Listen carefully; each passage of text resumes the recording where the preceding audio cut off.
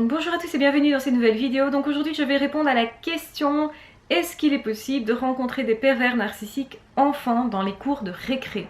Alors oui, effectivement, vos enfants peuvent croiser des pervers narcissiques dans la cour de récré. Généralement ce sont des personnes qui vont vraiment malmener les enfants, surtout les enfants les plus fragiles, les plus jeunes et aussi les plus sensibles. Donc déjà, les pervers narcissiques vont sévir dans la cour de récré. Ça veut dire que l'enfant en bas âge peut déjà être très malmené. Et il ne faut pas croire que les enfants sont tendres entre eux, c'est pas nécessairement le cas. On a souvent effectivement l'impression qu'un enfant ne peut pas être méchant, qu'un enfant d'office est bon, qu'un enfant est toujours bienveillant. Alors normalement, de prime abord, un enfant n'est pas mauvais en soi, mais effectivement, quand il s'agit d'enfants pervers narcissiques, ils peuvent déjà être très manipulateurs et très malsains. Et rappelons qu'ils font ça sur d'autres enfants qui sont justement innocents, qui n'ont pas encore de défense, qui n'ont pas encore non plus créé leur personnalité, qui vont douter beaucoup plus d'eux-mêmes, qui sont justement en cours de formation, on va dire ça, que ce soit au niveau scolaire, d'ailleurs au niveau de l'apprentissage, donc qui peuvent être malmenés, ça peut être même par un professeur pervers narcissique, malheureusement ça existe. Alors je dis pas que c'est super courant, mais je dis que ça existe parce que les pervers narcissiques adorent les positions de pouvoir. Donc effectivement, déjà là-dedans, vous trouverez en bas âge parfois, vous pouvez avoir subi des pervers narcissiques. Heureusement, la plupart des enfants savent se reconstruire, savent justement jouer, savent justement se sortir des situations parce qu'ils ne voient pas nécessairement ce qui est tragique directement. Eux, au contraire, vont jouer beaucoup, vont être vivants et vont continuer d'être vivants. Ils vont être beaucoup moins impactés, en tout cas en bas âge, par rapport à l'image d'eux-mêmes, parce que l'image, en fait, l'ego n'est pas encore formé non plus, donc ça c'est un avantage. Donc l'enfant peut souffrir, il ne sera pas détruit au niveau de son ego, il ne va pas courir derrière une image, il ne va pas essayer de faire bien parce qu'il sait qu'il a un enfant. Donc autrement dit, la performance est moins vraie pour un enfant que pour un adulte. Aussi, il sera moins sensible aux beaux discours des pervers narcissiques, mais il y sera sensible quand même. Ça veut dire qu'il peut subir des humiliations dans la cour de récré, il faut faire attention effectivement. Un enfant qui se renferme, qui ne sourit plus, qui ne joue plus, il faut que ça vous alerte. Ce n'est pas normal, c'est qu'il se passe quelque chose. Un enfant qui n'a pas envie d'aller à l'école, qui traîne les pieds, qui justement attrape mal au ventre chaque fois que c'est la rentrée scolaire ou chaque fois qu'on est dimanche soir ou lundi matin, ben évidemment vous pouvez faire le lien, c'est qu'il y a un problème quelque part au niveau de l'école. C'est pas nécessairement ça, mais c'est certainement un mal-être qui peut devenir profond. N'hésitez pas à changer votre enfant d'école si vous sentez qu'il y a du harcèlement, si l'enfant est malmené par un de ses camarades. Alors effectivement, les pervers narcissiques peuvent être à l'origine du harcèlement, c'est pas toujours le cas. Les harceleurs ne sont pas toujours systématiquement des pervers narcissiques, c'est parfois des élèves qui s'ennuient, qui en fait n'ont pas conscience du tort qu'ils créent et qui vont eux-mêmes pas très bien. Donc parfois justement, le fait de prendre l'élève à part, de lui montrer ce qu'il fait, de lui dire voilà, est-ce que tu aimerais qu'on te fasse ça, et de comprendre ce qu'il y a derrière. Souvent c'est un enfant qui est en mal-être par rapport aussi à sa famille, par rapport à des frères et sœurs, qui peut déjà subir aussi du harcèlement de la part des frères et sœurs et le reporter en fait sur des camarades de classe. C'est pas nécessairement un enfant qui va être malsain, mais c'est un enfant qui a une attitude qui n'est pas acceptable, qu'il faut pointer du doigt et qu'il faut justement analyser. C'est aussi un enfant qui peut-être possiblement a besoin d'attention, et le fait de lui fournir une attention à ce niveau-là, même si c'est à travers le harcèlement, l'analyse du harcèlement et justement un tête-à-tête où on va prendre l'enfant à part et lui dire qu'est-ce qui se passe chez toi,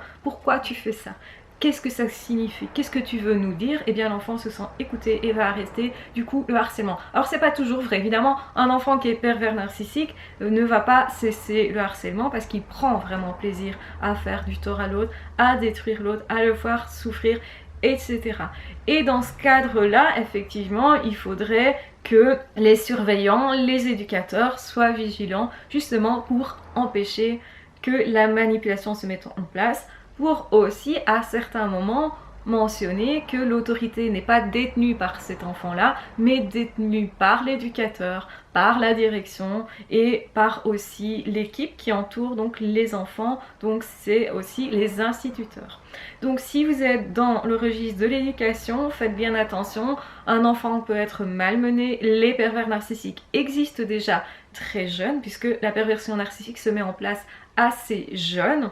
Donc vous pouvez voir ce genre de choses à l'heure déjà à l'école et c'est pas non plus facile à détecter parce que n'oublions pas, ce sont des enfants qui sont extrêmement charmeurs, extrêmement charmants, qui utilisent déjà la séduction et qui aussi vont se positionner oh mais j'ai pas fait exprès, ce n'est pas moi le responsable. Donc très vite ils ont cette attitude là et ils vont fonctionner dans cette gamme de registres là déjà. Vous allez voir que c'est un enfant qui justement a une attitude de haine, de colère, une attitude justement où aucun des autres n'est accepté et acceptable, satisfaisant pour cet enfant-là.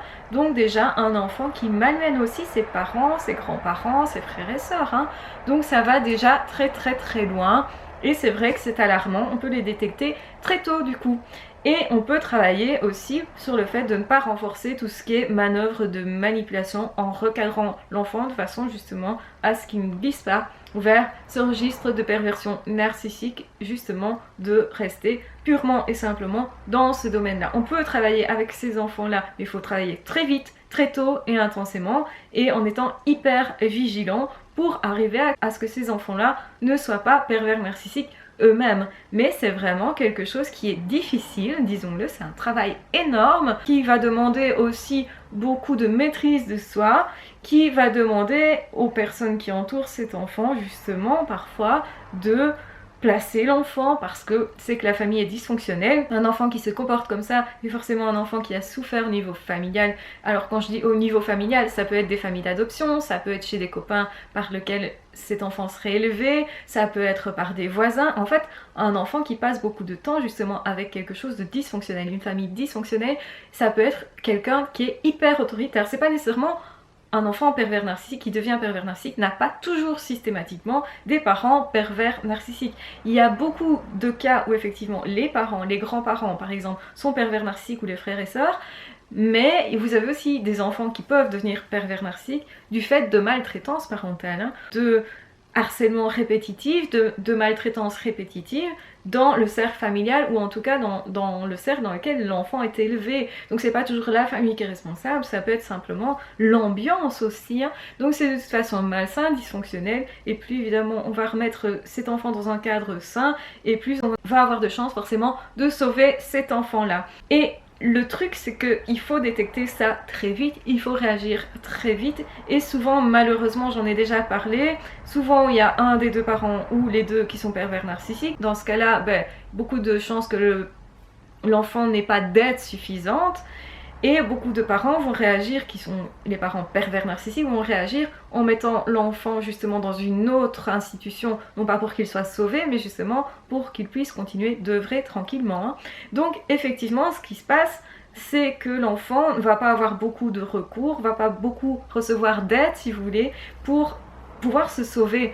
Par contre, n'oublions pas aussi que dans le cas où il y a un des deux parents qui est sain, n'oublions pas que le parent lui-même est malmené, et manipulé, ne voit pas nécessairement clair, souvent il voit rien, et c'est pour ça que les parents qui sont sains, qui constatent que leurs enfants sont devenus pervers narcissiques du fait qu'ils ont épousé un pervers narcissique ou qu'ils ont fréquenté amplement, on va dire, un pervers narcissique, ne doivent pas s'en vouloir, c'est pas de leur faute. Ils n'ont pas vu, ils ont eux-mêmes été victimes, rappelons-le, et donc c'est douloureux pour ces parents. Là, forcément, parce que quelque part, ils n'ont pas eu vraiment de compagnons de vie, ils ont déjà eu pas mal de déboires et du mal aussi à se reconstruire, et puis ils sont face à face avec ce cas de figure où ils constatent qu'au fond ils sont pas non plus parents quelque part, parce que cet enfant va surtout utiliser le lien maternel, paternel, familial pour les manœuvrer, pour les manipuler, pour les malmener, et donc à un moment donné, effectivement, vous devez rompre aussi avec le pervers narcissique, même si c'est votre enfant, et c'est ça qui devient aberrant, c'est qu'on se dit, ben non, c'est mon enfant, je peux pas rompre quand même, je peux pas abandonner cet enfant, parce que c'est l'impression qu'on a, mais la réalité, c'est de se dire, ok, c'est une maladie, on n'est pas responsable de tout. Malheureusement, quand on n'a pas vu clair, on n'a pas vu clair. On ne peut pas se reprocher d'avoir été dans des situations pareilles. C'est tragique, oui, c'est malheureux, mais la responsabilité revient toujours au pervers narcissique qui vous a malmené. Si vous avez été victime, vous avez été victime, le mot victime le dit bien, vous n'êtes pas responsable, même si, bien sûr, c'est difficile de passer le cap. Si effectivement vous êtes dans cette situation où malheureusement vous n'avez eu qu'un enfant et que cet enfant est pervers narcissique, déjà il faut faire le deuil de cet enfant-là parce que vous n'aurez pas une relation normale avec cet enfant-là. Ça ne veut pas dire qu'il faut vous couper de toute relation avec les enfants, ça ne veut pas dire que vous n'aurez pas en face de vous un jour quelqu'un qui va vous réparer à ce niveau-là, qui va vous donner un amour inconditionnel que vous attendiez ou qui va vous permettre d'avoir un peu ce rôle justement d'aidant, de guidance par rapport à un enfant. Vous ne savez pas ce que la vie vous réserve et moi ce que je vous encourage de toute façon c'est à tenir le coup parce que dans des situations comme ça extrême, vous n'avez pas d'autre choix que de tenir le coup, quoi qu'il vous arrive, tenez le coup. C'est le meilleur conseil que je puisse vous donner parce que la vie, on ne sait jamais ce qu'elle va nous proposer, ce qu'elle va nous amener et comment on va arriver à dépasser des périodes hyper noires. Même si vous n'avez plus aucun espoir, accrochez-vous. Si vous pensez qu'un pervers narcissique est en train de vous enlever vos enfants, accrochez-vous. Si vous pensez que votre vie est foutue parce que vous avez croisé de mauvaises personnes ou que les circonstances ne sont pas celles que vous auriez souhaitées, eh bien accrochez-vous. Accrochez-vous aussi à ce que vous êtes à l'intérieur, accrochez-vous à tout ce que vous croyez, à vos espoirs et aussi à qui vous êtes. Soyez fiers même de qui vous êtes, même si vous avez été malmené. Et ça n'enlève pas votre valeur du fait d'avoir un pervers narcissique dans votre famille, même si c'est votre enfant. Ça n'enlève rien de votre valeur. Vous devez conserver au fond de vous cette valeur-là que vous avez et qui vous revient de plein droit, tout simplement. Vous êtes respectable parce que vous êtes un être humain, parce que vous avez fait de votre mieux, tout simplement. Moi, je vous recommande de vous aimer le plus possible parce que de toute façon, bien sûr que la vie a autre chose à vous proposer. Vous allez voir ça si vous y croyez, si vous avez l'audace justement de sortir de chez vous, de regarder les opportunités et d'aller les saisir, de vous dire ok, j'ai droit à autre chose, et bien maintenant je vais aller le chercher. C'est pas parce que j'ai croisé des gens négatifs que d'office tout le monde est comme ça, ou que d'office ça va de nouveau arriver. De toute façon, c'est pas grave de s'être trompé, c'est pas grave de s'être planté. Il faut savoir aussi tourner la page. Facile à dire, je sais, pas facile à faire, mais si vous le faites, regardez la force que vous avez. Regardez justement la personne exceptionnelle que vous serez si vous tournez la page. Et cette fameuse page justement qui paraît impossible à tourner. Voilà, de toute façon, je vous embrasse très fort. Prenez bien soin de vous. Peu importe ce que vous vivez, ce qui est important, c'est que vous soyez toujours là, que vous soyez toujours vous, que vous récupériez qui vous êtes et que vous décidiez aujourd'hui de qui vous êtes et de quelle valeur vous avez. Parce qu'en réalité, tout ça, ce ne sont que des décisions. Et donc, prenez-les. Et prenez les bonnes, c'est-à-dire celles de vous aimer, c'est-à-dire celles de comprendre que vous avez une valeur et que vous avez le droit d'être qui vous êtes, d'avoir fait des erreurs et de pouvoir aussi apporter votre expérience et surtout si elle est douloureuse aux autres, au monde, aux choses, aux personnes qui vous entourent, aux êtres vivants, aux animaux, etc. Faites quelque chose de ce que vous avez vécu de douloureux, mais n'en restez pas là, relevez-vous, avancez et vous allez voir ce que la vie peut vous proposer d'autre. Voilà, donnez-vous surtout l'autorisation de continuer de vivre quand votre vie n'est pas facile, même si vous êtes face à un pervers narcissique enfant. Voilà, je vous embrasse très fort, je vous aime très fort. Donc oui, protégez vos enfants dans les cours de récré, essayez d'être vigilants et ne vous jugez pas si vous avez eu des enfants pervers narcissiques, ce n'est pas votre faute.